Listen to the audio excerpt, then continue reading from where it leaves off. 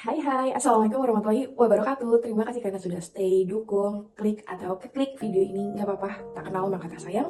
Maka dari itu, aku Panda Rifani. Hai, kanca-kancaku tersayang.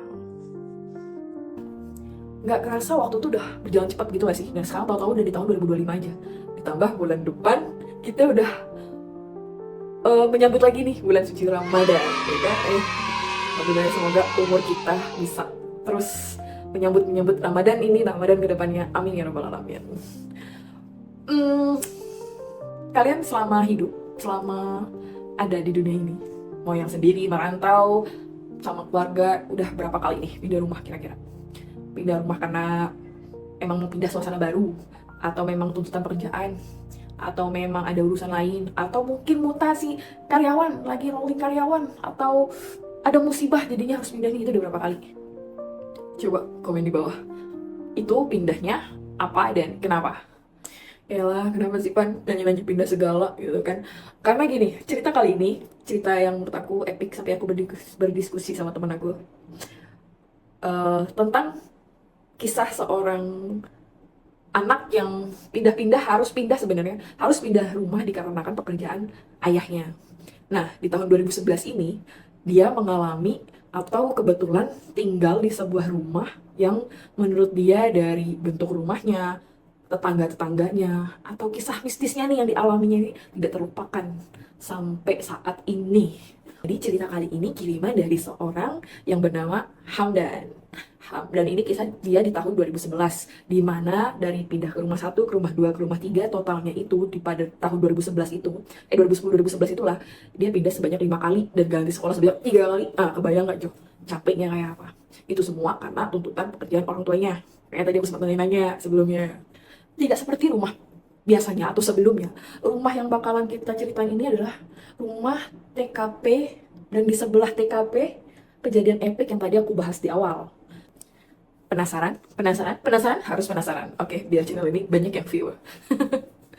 Jadi seperti apa kisah selengkapnya si Hamdan ini? Kenapa di rumah ini? Ada apa di rumah yang satu ini? Gitu. Kenapa di rumah 4 yang lalu belum di rumah yang ini ada? Simak baik-baik ceritanya. Ikan hiu, kabel pipis. Attention, please. Sorry out. Jadi, seperti yang aku bilang di awal, cerita ini terjadi di tahun 2011. Dimana kala itu Hamdan, yes, pindah untuk kelima kalinya bersama ayahnya. Kenapa sama ayahnya? Karena ayahnya dan ibunya sudah lama bercerai dan Hamdan lebih memilih tinggal bersama ayahnya. Sebenarnya dia juga punya kakak, cuma karena kakaknya ini sudah menikah, akhirnya dia atau kakaknya ini lebih memilih tinggal bersama suaminya di rumah barunya. Hamdan ini bisa dibilang dari golongan keluarga berada ya. Tapi itu karena kerjaan, panggilan dinas atau panggilan bertugas bapaknya lah yang membuat mereka harus mau nggak mau, suka nggak suka itu pindah rumah. Kalau kata si Hamdan nih, dibilang capek ya banget, tapi mau gimana? Namanya juga budak korporat, enggak, jadi harus menaati perintah atasan. Katanya kayak gitu, Jo. Makanya mau nggak mau, ya udah pindah. Nah, waktu itu kejadiannya si Hamdan ini ingat banget, itu di bulan puasa, di bulan suci Ramadan. Karena kondisi keluarganya yang sering pindah-pindah ini juga nih membuat katanya si Hamdan dan ayahnya ini nggak memiliki banyak barang, terutama barang yang sering kayak digunain kayak baju, kayak apa itu bisa dihitung lah pokoknya pakai jari. uh, Persediaan mereka tuh atau setelan mereka tuh berapa aja di lemari, karena takut itu tadi menuhin lemari atau menuhin kardus packing ketika mereka akan pindah lagi. Rumah kontrakan kali ini tipe 36, memiliki 2 kamar, 1 kamar mandi, 1 dapur, dan ada terasnya yang sudah berkanopi, ya kan? Nah, saat itu juga mereka, Hamdan inget banget, dia itu pindahan pas bulan puasa, orang lagi sibuk terawih, dia baru sampai, jadi langsung tuh nurunin dus-dus barang-barang yang ada di mobil pickupnya.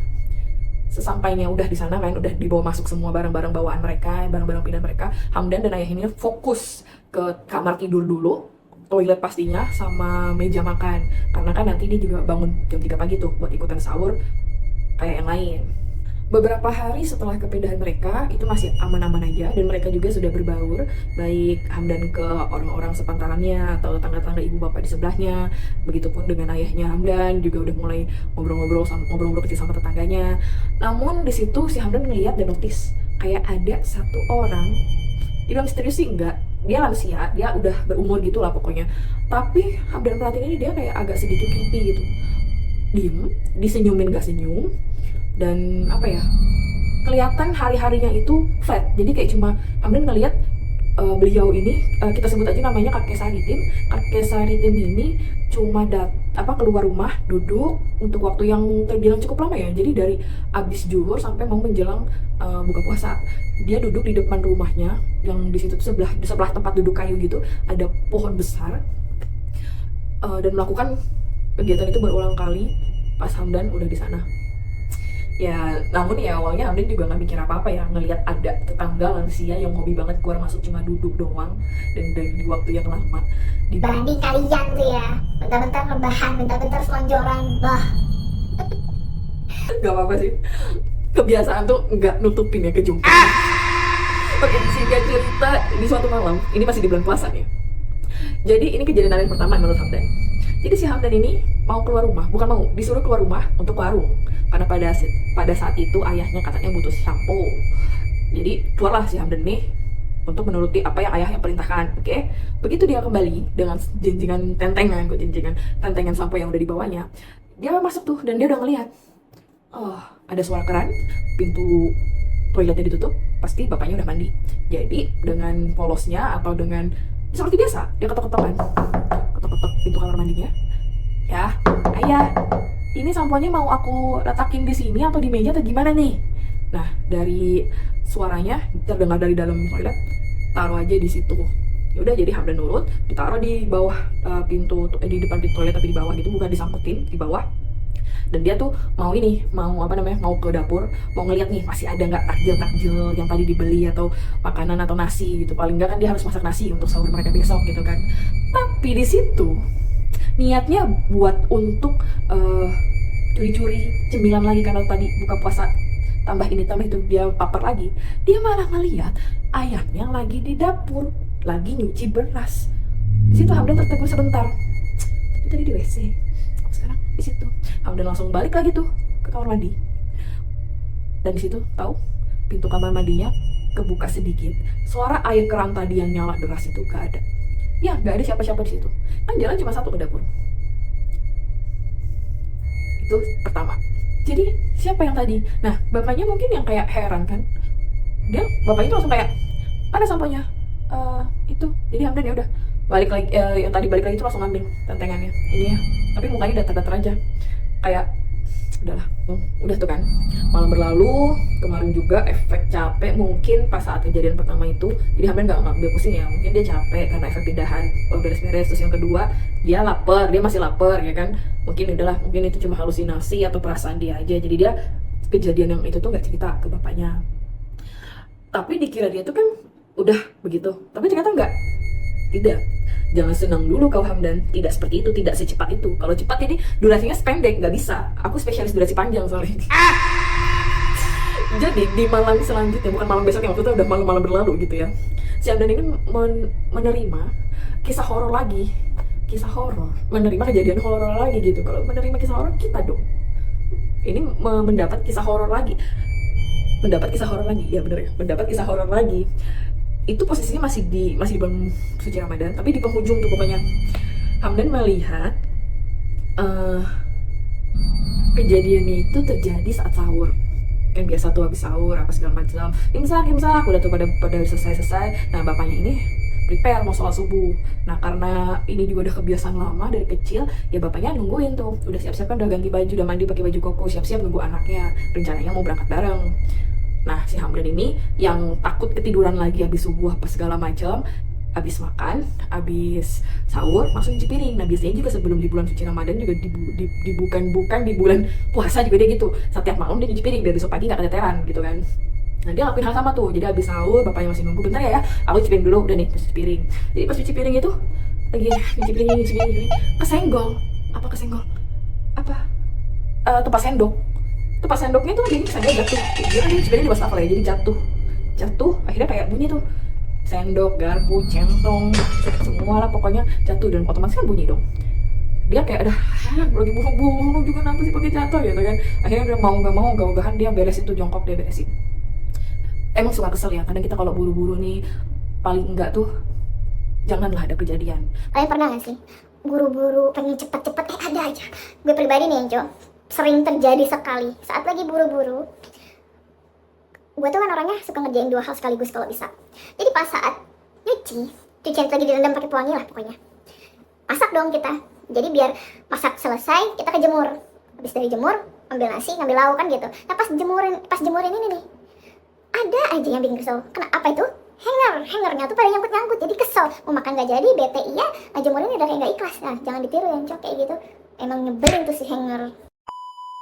Oke, lanjut. Jadi kan tadi jatuh-jatuh nih, tempat sendok jatuh, buat sendok-sendok garpu jantung pada jatuh, pasti otomatis kedengeran dong bunyinya, trenting trenting trenting. Ayahnya ada di posisinya, itu kayak bapaknya nyamperin. Dan apa itu yang bunyi? Nah, si Hamdan ini sempat nengok ke ayahnya. Ini ya, tadi sendoknya jatuh. Hamdan ngeliat ke bawah kan, itu tuh nggak ada apa-apa, lantainya bersih, lantai ubin semennya gitu bersih. Maksudnya tadi sendok-sendok yang dia bersihin tuh nggak ada, masih ada di tempatnya, masih ada di sebelah rak piring mini gitu. Jadi posisinya Hamdan di situ lagi jongkok, terus tangannya tuh begini ya, tapi nggak ada apa-apa, tangannya begini dan yang satu begini, tapi invisible things gitu, nggak ada apa-apa, ngerti kan? Nah di situ kan kayak Hamdan ya heran, bapaknya juga heran, kamu tuh yang nggak ngapain gitu, bapak udah nunggu loh, dari tadi aja udah nunggu dari tadi, kok kamu malah main-main kayak gini? Dibilangnya main-main Jo. Hamdan di situ kayak ngerasa malu iya, difitnah iya, sama kayak ngerasa ngada-ngada iya, karena dia cerita ke ayahnya kan, ayahnya tuh bilang, kamu ngelindur kali, kamu masih ngantuk ya, udah basuh lagi itu muka, masih ngantuk nih. Enggak ya, beneran tadi tuh kejadiannya tuh kayak gitu, tapi ayahnya tetap bilang udah cepat karena takut keburu komat. Jadi yaudah mereka OTW ke masjid dengan perasaan Hamdan masih agak kesal sebenarnya kan, nggak dipercayain sama ayahnya. Katanya dia ngomong gini juga di email, gila nggak tuh, udah aneh banget ya, emang aneh.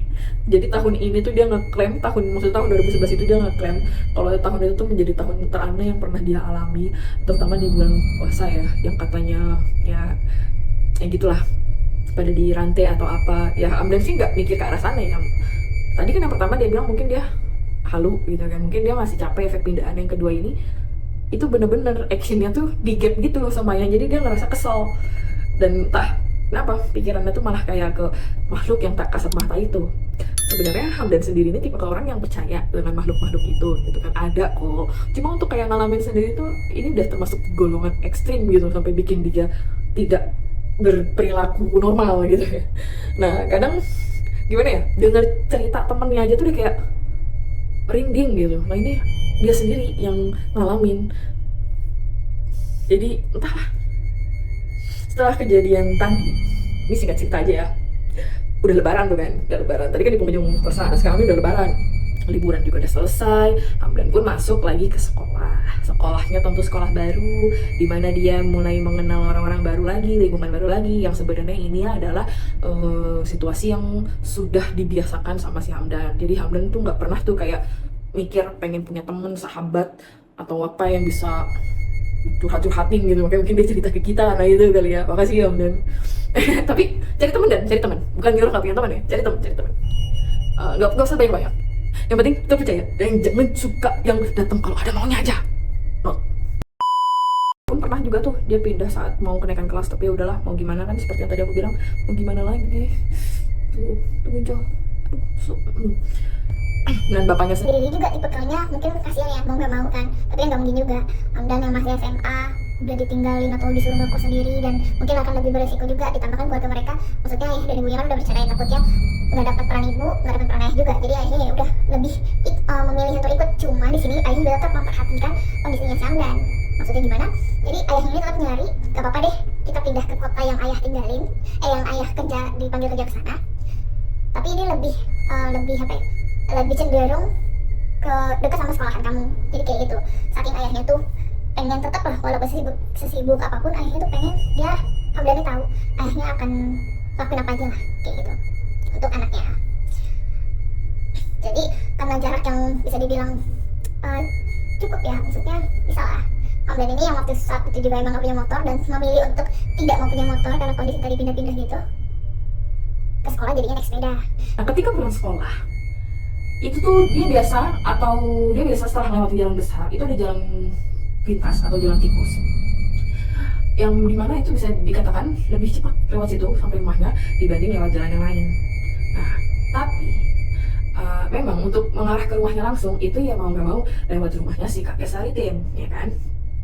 Seperti biasa tuh si kakek lagi duduk sendirian di posisi yang sama, duduk di depan rumahnya yang ada pohon besar di sebelah tempat duduknya. Semakin kaki dia goes sepedanya itu membuat dia dekat dari ke rumah si kakek ini, semakin kelihatan juga kalau si kakek ini kayak lagi mau kayak gitu ke seseorang. Nah, si Hamdan malah nengok juga kan. Ternyata itu si Vika itu orang yang udah Hamdan kenal juga. Setelah beberapa di sana kan udah kenal tangan tuh, nah Vika dikenal juga. Vika seperti dipanggil dan dia juga datang, dan entah kenapa si Vika dan si kakek ini masuk dalam ke rumah si kakek. Tapi ya meskipun kepo ya Hamdan bisa apa ya kan. Terus pas di hari Minggu nih, itu katanya Hamdan yang tadi aku bilang sudah menikah. Kita sebut aja lah ya Kak Sarah ya. Kak Sarah ini datang ke rumah. Dia datang sendirian. Dia datang sambil kayak katanya sih mau bantuin bebenah pindahan ya. Tapi ujung-ujungnya mah sebenarnya nyuruh, Dan itu taruh situ, itu gantungnya di situ, itu gantungnya di situ gini-gini. Omongan yang bilang aku nggak datang ya mau bantuin beberes rumah itu enggak, itu fake, itu hoax katanya. Setelah udah tuh merintah berkedok kebantuin, si Kak Sarah ini keluar rumah mau cari udara atau apa ya, sambil lihat sekitar, soalnya dia celinguk sampai akhirnya dia ngomong gini, tapi nengok ke satu orang gitu, fokus ke satu hal. Dan sini dan siap komandan enggak. Dan sini dan kenapa Kak? Si Kak Sarah ini bilang, itu siapa sih? Itu siapa? Jadi ngomongin orang ya, jadi mulutnya tuh nggak pangkap gitu, jadi kayak Itu siapa sih? Bener banget sumpah, anjir ngeliatin gue. Siapa? langsung nengok kan, siapa yang dimaksud? Ternyata kakek Saritin, dan bener aja emang si kakek Saritin ini lagi ngeliatin Kak Sarah sambil senyum gitu, tapi senyum kayak datar gitu loh. Dan itu emang apa ya, emang cukup lama, jadi bikin si Kak Sarah ini kayak, ih apa sih? Akhirnya dia masuk ke dalam. Nah sementara itu kan si Hamdan tuh masih ngeliatin kakek Saritinnya. Tiba-tiba kayak distract lagi, gara-gara dia langsung nengok si Vika ternyata datang lagi. Sebenarnya pas kejadian pertama Vika datang itu kan Hamdan kepo. Nah dia emang bisa cari tahu. Nah, ternyata si Vika ini datang ke rumahnya si kakek itu untuk bantu beberes sedikit gitu loh. Jadi kan si kakek ini kan tinggal sendirian.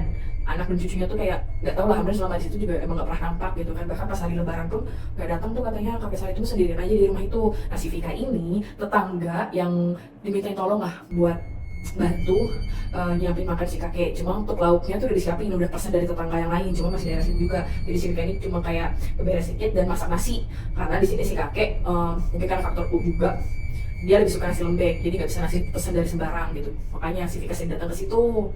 Nah jam sudah menunjukkan hampir pukul 11 malam. Di situ Hamdan lihat Kak Sarah masih nunggu nih suaminya buat ngejemput. Kenapa dijemputnya semalam itu? Karena memang sengaja untuk menghindari kemacetan di jalan raya gitu kan. Padahal kan si Hamdan tuh mikir, apakah gak kasihan lah nih sama suaminya, padahal bisa masa nih suaminya kerja tapi kakaknya ini kayak nggak peduli gitu. Nah gak lama setelah Kak Sarah pulang berpamitan sama dia, salam-salaman juga sama kakak ipar, dan tuh kan pada balik ke posisi masing-masing. Maksudnya pada masuk lagi ke dalam rumah. Nah, si Hamdan ini ngeliat tadi snack kue-kue di bawah kakaknya kan, lumayan juga gitu. Nah di ini akhirnya dia memutuskan untuk menata-natain gitu. Di dalam ada di rak, ada di kulkas segala macam, dan dia kayak ingat seperti biasa rutinitas dia, sudah malam tandanya tidur, bukan cuci piring dulu. Jadi dia tuh OTW kan di dapur cuci piring. Tapi belum sampai di dapur itu kayak dia ngedengar bapaknya tuh kayak zuk, kayak gitu. Jadi kan ada tuh pantulan dari lampu kelihatan di tembok. Jadi kayak lagi kayak nyogok gitu loh. Sesuatu di pojokan di plafon dapur itu lagi disogok-sogok gitu. Bawa dua benda panjang disogok-sogok gitu ke plafon dapur. Nah si Hamdan kan makin lama makin kepo kan. Ngapain? Karena biasanya kata si Hamdan ini, ayahnya ini enggak yang ambil pusing. Entah suara tikus gerak-geruk di plafon atas, entah suara apa tuh enggak, selama belum ganggu atau gimana tuh bukan tipikal yang langsung cepat ambil tindakan tuh bukan. Jadi ini kok ada apa nih, kok tumben-tumbenan sampai effort nyogok-nyogok. Niat hati pengen tahu bapaknya ini lagi ngapain. Tapi tahu-tahu Ini nih yang tadi aku bilang kejadian epic. Dengerin baik-baik ya. Bapaknya tuh balik lagi nyoba kayak sesuatu di pohon, balikin badan. Terus bapaknya tuh teriak-teriak kayak gini. Dan kamu kesana aja dulu, jangan ke sini. Nanti kalau dia sudah pergi, baru kamu boleh ke dapur lagi. Bapaknya ngomong kayak gitu sambil masih nyodok-nyodok pojokan plafon di dapur itu, Jo. Yang ternyata itu adalah kuntil anak lagi mentok, Jo. Pojok dapur. Ini semua sama kayak darah. Kamu tuh mikir gini, sebarbarnya orang ngusir tanpa pakai apa, tanpa persiapan apa tuh ngusir apa? Sarang tawon. Lah ini nyogrok-nyogrok ngusir apa? Ngusir kuntil anak, Jo. Hamdan yang ngeliat kayak gitu terang-terangan tanpa lagi sendok jatuh di fitnah setan atau suara keran bunyi tuh, dia udah terang-terangan gitu, dia langsung nangis, nahan nangis semenjamkan matanya. Gemeteran tuh dia kan sambil kayak gini. Gemeteran pokoknya itu dia ngedrek-dek tangannya, drek-dek, tau gak ngedrek-dek? Dia ngedrek-dek tangannya antara takut, gemeter sama shock lah pokoknya. Sampai saat mata Hamdan ini masih merem gitu kan, Hamdan dengar sesuatu tuh kencang dan keras banget, teriakan ah, yang ternyata itu berasal dari rumah kakek Saritim. Di situ bapaknya tuh kayak ngebuang sembarang gitu, yang ternyata satu galah, dibuang satu biji dibuang. Akhirnya bapaknya sudah tahu, langsung kayak nginiin pundaknya si Hamdan, dan kamu gak apa-apa, dan sadar. Jadi si Hamdan ini disadarin sama bapaknya. Si Hamdan masih ketakutan, ngintip kan dari sela-sela. Terus habis itu begitu, udah pergi, dia langsung buka semuanya. Terus bilang, oh iya, udah pergi. Yang dia takut, tapi begitu dia begini, yang dilihat pojokan. Tapi ternyata memang alhamdulillahnya udah hilang. Di situ Hamdan agak sedikit lega, tapi berhubung tadi ada yang teriak, bapaknya langsung bilang gini, ayo keluar, lihat itu ada apa. Jadi udah shock dari itu, shock lagi sama ini satu lagi. Pokoknya di situ suasananya udah chaos banget. Ditambah pasti Hamdan ikut bapaknya keluar, ternyata udah banyak tetangga yang datang. Padahal kalian tahu kan tadi udah jam 11-an malam lah itu, tetangga udah pada ngumpul di situ. Si Hamdan tuh udah kayak yang pada saat itu belum terlalu tinggi kan, kayak masih dijitin gitu. Ada apa? Nah bapaknya sih udah langsung tak terlihat lagi ya, maksudnya menelusuri barisan gitu, menelusuri barisan. Akhirnya sampai masuk tuh ke berhasil masuk ke rumah kakek Saritim. Dan si Hamdan tuh pada saat itu yang masih kayak celingukan, berusaha jejit, itu dengar katanya kakek Saritim ini abis teriak tuh badannya langsung kaku. Ditemukan badan yang kaku, terdiam di sofa depan TV yang masih menyala dengan mulut ternganga. Astagfirullahaladzim. Hamdan di situ nggak apa ya, pertama emang dia nggak bisa berbuat apa-apa. Kedua ya udah, karena dia juga abis ngeliat yang tadi, dia beraniin masuk ke rumahnya, tapi nggak langsung apa ya, kamar dia kan tadi 2 ya, dia langsung masuk ke kamar terdepan. Itu kamar bapaknya sebenarnya. Dia masuk ke kamar depan, tiduran, mencoba untuk kalau bisa tidur ya, walaupun ternyata memang nggak bisa gitu, karena selain tadi kerumunan warga yang udah ada di depan itu, si Hamdan ini perlahan-lahan dari kamar tuh mendengar banyak suara mobil-mobil berdatangan, yang bikin Hamdan lagi-lagi kayak wah, akhirnya ngintip kan di kaca nako. Tau kan di kaca nako ternyata itu tuh apa, emang banyak mobil yang datang pada parkir di lahan depan rumahnya. Jadi just info, rumahnya Hamdan, rumahnya si kakek, depan rumah kakeknya ada tanah luas gitu. Nah jadi mobil-mobil yang tadi berdatangan tuh pada ke situ, jadi udah mobil banyak, tetangga juga banyak, situ chaos jadinya. Di situ jadinya tambah kisruh, chaos segala macam lah. Satu sisi Hamdan nggak boleh nih cengeng, satu sisi Hamdan harus berani nih, tapi satu sisi juga dia khawatirin soal ayahnya, pengen tahu juga betul jadi tapi nggak berani gitu kan. Akhirnya dia marah, dan alhamdulillahnya dia ketiduran. Nah pas lagi tidur, dia ngerasa ada yang bangunin gitu. Dia bangunin, ternyata itu adalah ayahnya yang udah pulang. Cuma lagi-lagi ayahnya udah berpakaian rapi, udah pakai baju koko, udah pakai peci segala macem. Katanya, dan ayo apa ya, sholat. Oh iya, nah udah tuh buru-buru mandi juga, terus pakai baju yang layak lah gitu, nggak serapi koko maksudnya ya, baju tertutup, menutup aurat, pergilah. Tapi begitu si Hamdan ini baru selangkah 2 langkah jauh dari rumahnya, terdengar abis muazin mengumandangkan azan subuh, itu terdengar innalillahi wa inna ilaihi rajiun, kakek Saritim meninggal dunia setelah dirawat beberapa saat di rumah sakit. Hamdan yang dari posisinya tuh kan tertegun ya, dia nengok sedikit ke rumahnya yang sekarang, ke rumah kakek Saritim yang sekarang udah lagi dirakit gitu loh, tenda 2 ruas panjangnya. Jadi nutupin rumah almarhum, nutupin rumah kontrakannya si Hamdan ini. Di situ juga Hamdan udah tuh kayak ngomong dalam hati kan, innalillahi wa inna ilaihi raji'un gitu. Nah, jadi hal itu ngebuat Hamdan bukan nggak berani, memutuskan untuk izin dulu dari sekolahnya. Ditambah juga bapaknya kan masih kelihatan tuh warawiri ikut bantuin ngurusin ini itu si almarhum dari semalam. Jadi beliau juga minta izin, jadi dua-duanya nggak pada masuk nih ya, nggak pada masuk kerja dan nggak masuk sekolah. Setelah agak siangan, ambulan datang dari teras rumahnya. Hamdan lagi-lagi cuma bisa ngeliat orang-orang ngeluarin badan almarhum kakek yang udah memutih, pucat, dan terbalut oleh kain kafan. Bapak Hamdan juga di situ dan yang lain juga pada bantuin lakukannya segala proses keperluan keperluan pemakamannya si kakek. Gak lama bapak pulang lagi nih buat mandi dan nyuruh Hamdan buat ikut nyolatin almarhumah di masjid sebelum akhirnya dikebumikan. Usai sholat dan jalan pulang, ada satu hal yang Hamdan perhatikan. Hamdan notice nih, dari sepanjang dia jalan pulang melihat tamu-tamu, para tetangga yang warawiri atau balik melayat gitu. Hamdan perhatiin kalau di tengah-tengah, bukan di tengah, kalau di sisipan di antara mobil-mobil terparkir itu ada yang berdiri diam menatap tajam ke arah rumah si kakek dengan muka yang nggak nampak sedih. Kenapa dia harus sedih? Nggak, karena yang berdiri di situ adalah si Vika. Si Vika ini tidak berekspresi sedih, tidak berapa gitu. Dia tuh malah kayak menatap nanar gitu loh, tajam benci gitu ke rumah si kakek ini. Makanan selesai, Hamdan juga notice keluarganya si kakek ini ada 3 atau 4 orang yang datengin si Vika yang pada saat itu dia lagi sama orang tuanya. Dari kejauhan gitu ternyata si Hamdan ngeliatinnya. Karena udah kepo sama yang kejadian pertama, sekarang ada tambahan atau ada lanjutan dramanya lagi ya, si Hamdan nengok tuh, tapi dari jauh. Dan disitu si Hamdan ngeliat kalau 3 orang yang nyamperin Vika dan ibu bapaknya ini kayak minta maaf gitu loh. Minta maafnya tuh sampai membungkuk gitu beberapa kali, minta maaf kayak gitu, kayak seorang minta maaf atau minta apa gitu. Pokoknya kan biasanya kalau orang sampai bungkuk-bungkuk kayak gitu kan minta maaf gitu ya. Itu yang ditangkap sama si Hamdan. Dan keluarga mereka tuh sama keluarga si Vika ini juga bukannya kayak serius, nggak ada tuh yang kayak candaan atau apa itu, bukan candaan, nggak ada tuh yang muka-muka biasa tuh, nggak ada, tegang gitu loh suasananya.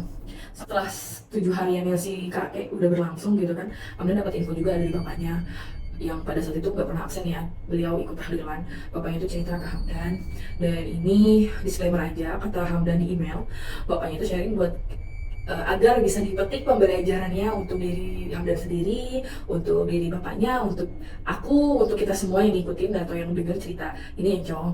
Jadi bapaknya itu bilang bahwa kita sebagai umat yang memiliki nyawa dan akan dipanggil kapan aja, itu harus benar-benar gunain waktu secara baik dan semanfaat mungkin.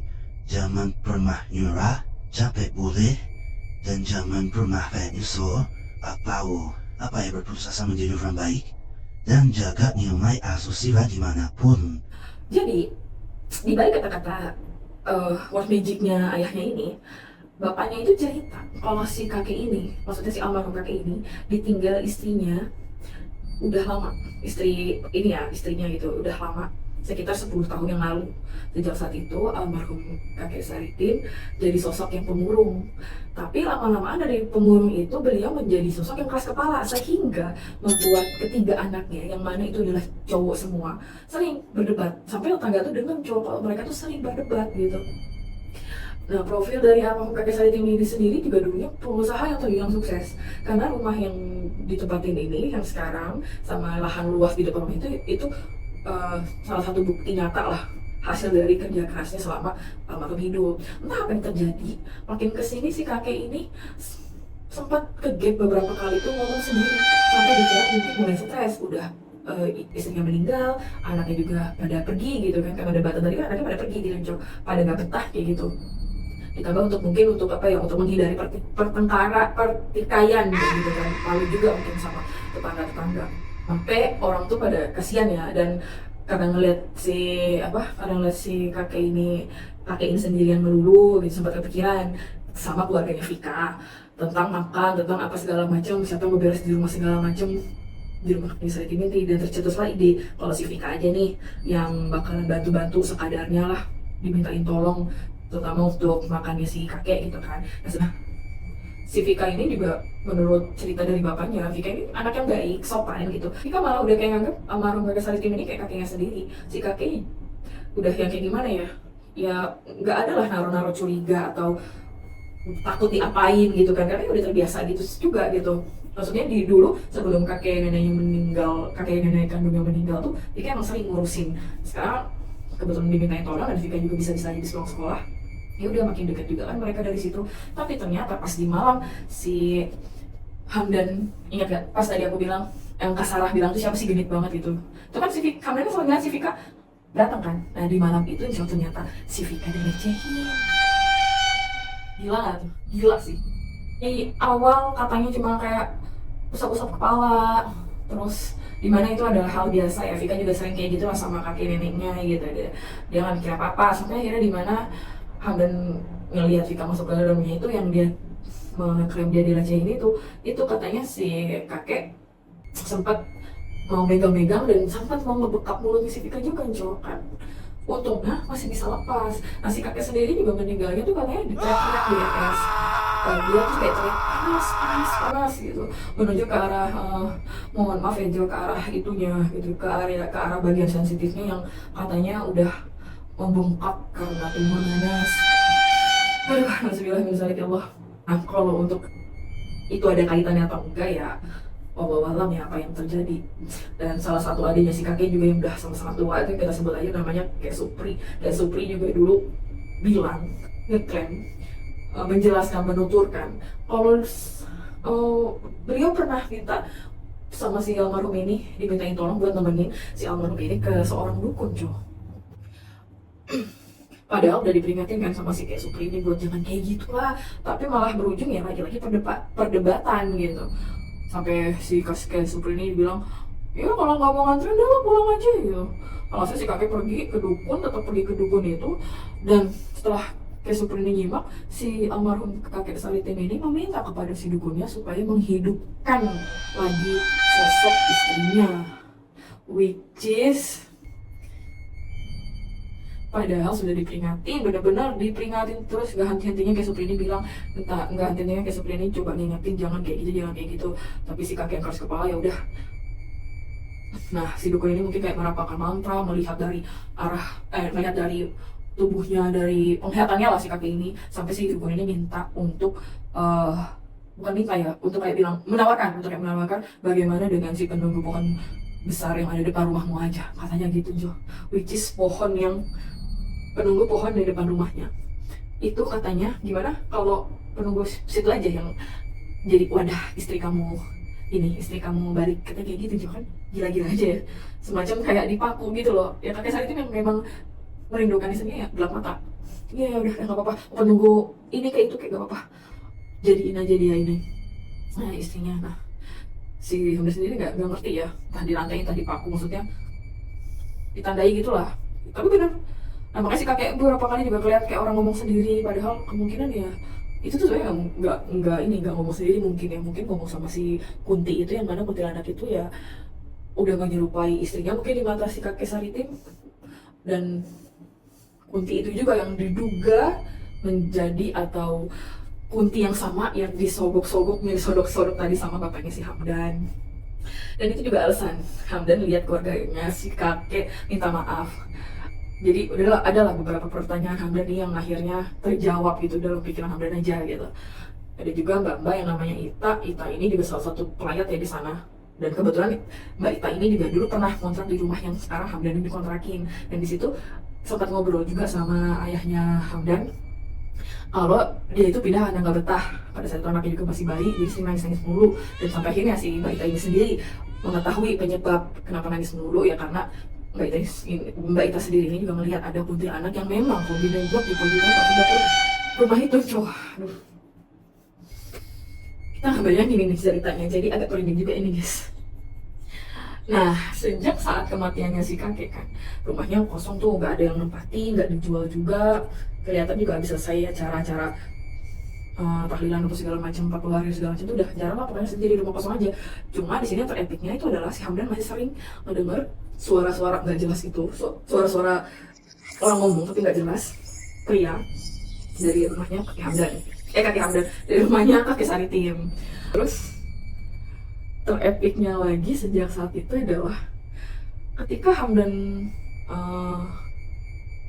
bangun karena haus mau minum atau mau ke toilet gitu, dia tuh sering ngedenger kayak suara gitu, kayak orang lagi nyapu tau kan, nyapu pakai sapu lidi. Nah di sana kan penasaran, pernah sekali ngintip, dan itu kalian tahu coy, itu penampakan, ada 2 penampakan menyapu halaman di lahan kosong depan rumahnya, menyapu dedaunan dari pohon yang diduduki sama kuntilanak coy. Well, itu dia cerita dari Hamdan yang sekali lagi kita AADC proof. Ada aja deh cerita lu. Dan nah, di sini juga Hamdan ada juga nih pesan buat kita semua, kayak Ikhlasin ya enggak, ikhlasin nih guys, kalian semua ikhlasin yang udah gak ada, hargain yang masih ada. Kalau kangen sama yang udah dipanggil Tuhan, itu ibadah dan berdoa, jangan malah berdukun atau melakukan hal aneh-aneh. Atau kalau emang lu orang berduit, pengen punya keluarga lagi, bangun aja tuh keluarga lagi, lu nikah lagi aja dah, pokoknya jangan aneh-aneh. oke. Jadi itu rangkaian cerita yang gimana ya, epic, wow, tengah. Pokoknya mendapatkan approval AADC dari Mani. Jadi sekali lagi terima kasih buat yang udah nonton channel aku, udah dukung channel aku. Kalau kalian suka video ini, jangan lupa klik subscribe-nya untuk tahu aku kapan aja update. Berusaha konsisten nih, tolong bantu dukungan. Dan nyalain juga notifikasinya. Ditambah kalau kalian suka sama video aku, jangan lupa like dan komen-komen juga nih. Dan oh ya, satu lagi, kalau mau punya cerita yang sama, yang horor, di sini adalah tempat-tempat horor, HTTP horor teman-teman Panda. Kalian nonton itu adalah sudah jadi teman aku, kita kenalan, kita jadi teman viral, oke? Udah fix kita temenan. Kirim cerita kalian ke email yang ada di sini. Atau di sini juga nih ada. Entah di mana aku nanti ngeditnya. Pokoknya ntar ada ini lah. Pokoknya terima kasih, dukung aku terus ya. Yang insya Allah kalian masih anget banget, pasti aku bawain cerita kalian sebelum numpuk. Seperti biasa, ikan hiu makan tahu ngaco. See you and wassalamualaikum warahmatullahi wabarakatuh. Terima kasih.